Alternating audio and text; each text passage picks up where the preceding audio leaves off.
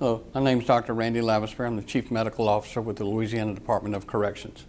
I'd like to talk to you today about a widespread problem that is impacting our inmate population. And no, it's not COVID today. The problem that has infested our inmate population is the use of illegal drugs and overdose deaths that have occurred as a result. Drug overdoses remain a leading cause of death in the United States. In particular, deaths involving synthetic opiates and stimulants have increased in recent years. Between 20 and 21, nearly 79,000 overdose deaths occurred in the age group of 18 to 45. Comparatively speaking, if you look at COVID during the same time frame, 53,000 deaths were attributed to COVID. This chart shows the 10 most frequently occurring opiate and stimulant combinations that account for about 77% of overdose deaths. If you look at fentanyl alone, or fentanyl in combination with cocaine, fentanyl in combination with heroin, fentanyl in combination with heroin and cocaine, fentanyl in combination with methamphetamine, and fentanyl in combination with prescription opiates count for a large majority of the deaths. So fentanyl is a major player when it comes to overdose deaths. So what is an overdose? An overdose is an ingestion of a substance in any quantity that results in a toxic state or death. One myth about overdoses is that you have to consume a large quantity of drug to have an overdose. It's simply not true. Drugs do not have to be consumed in large quantities to result in an overdose. Even the smallest amounts of very powerful substances can cause an overdose. Individuals with repeat non-fatal overdoses are 3 times more likely to die from a fatal overdose should their drug use continue. And in those who have died from a fatal overdose, approximately 60% have previously had a non-fatal overdose. We look at the national drug-involved overdose deaths for all ages by gender from 1999 to 2021. We see an increased trend from 2018 to 2021 that's striking. We also see an increased trend for the male population in overdose deaths and a slight increase in trend from the female population in overdose deaths. In 2021, there were about 107,000 overdose deaths in the United States. 71,000 of those deaths were attributed to fentanyl and synthetic opiates. This is an increase from 57,800 deaths that occurred in 2020. So we have an increase in total number of deaths and an increase in deaths associated with fentanyl. Fentanyl deaths have increased every year since 2012. If you look at the graph, around 2012 there were less than 10,000 deaths attributed to fentanyl, whereas in 2020 there were over 70,000 deaths that were attributed to this drug. The top leading causes of death for people 18 to 45, number 1 ranks fentanyl overdose, followed by motor vehicle accidents and suicide. In 2021 alone, there were over 40,000 deaths from fentanyl overdose, followed by motor vehicle accident of 22,000 and suicide of 21,000. So fentanyl is now the leading cause of death for Americans aged 18 to 45. If we look at the data from the free world and we compare that to what's going on in our prison setting, the data pretty much parallels itself. In custody deaths between 20 and 23, we had 44 COVID deaths during that time frame, and we had 74 overdose-related deaths. Again, more overdose-related deaths than COVID deaths. If we look at in-custody deaths by age group 18 to 49 accounted for 80% of total overdose deaths within the department, with the highest age group 40 to 49 accounting for 31 deaths. In-custody deaths by location, state facilities accounted for 45 overdose deaths, and local facilities accounted for 29 overdose deaths. If we look at the percentages of death by substance, fentanyl alone accounted for 43% of our overdose deaths, and 29% of our overdose deaths were fentanyl mixed with other drugs. We also had 15% overdose deaths from amphetamine, methamphetamine, and 9% of our overdose deaths were from synthetic cannabinoids. If we look at the number of deaths by substance, fentanyl accounted for 32 overdose deaths. Fentanyl mixed with other drugs accounted for 21 overdose deaths.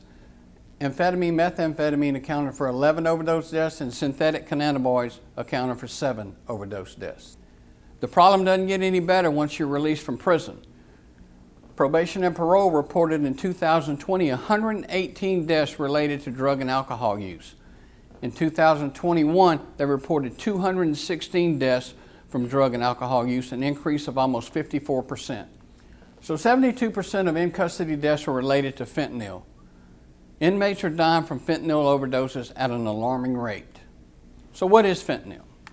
Fentanyl is a synthetic opioid, which means it's made in a lab, and it's 50 times stronger than heroin and 100 times stronger than morphine.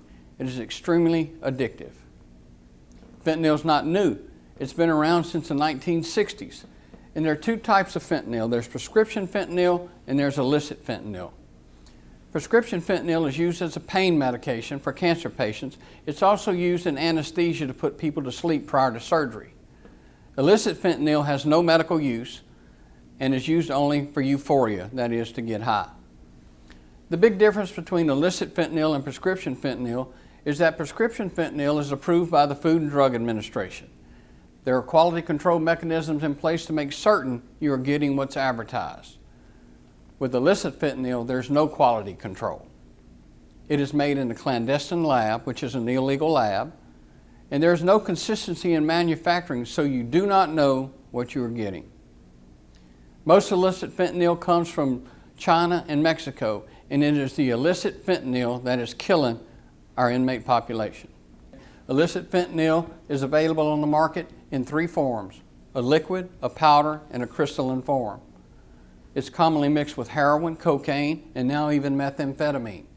Powder fentanyl is even made into pills that resemble prescription opiates. In its liquid form, it can be placed into nose sprays and eye drops, and it's even been known to be impregnated into paper and dropped on small candies. Regardless of the form, fentanyl-laced drugs are extremely dangerous and they'll kill you. Bottom line is fentanyl kills, and it can be in any street drug.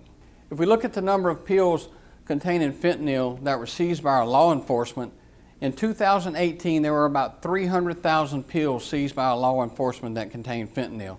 Fast forward to 2021, there were over 9.5 million pills seized by our law enforcement that contained fentanyl. And the reason I say that is because nearly half of the pills cut with fentanyl contain a lethal dose. So many pills are fakes mixed with fentanyl, and any one of them could be deadly.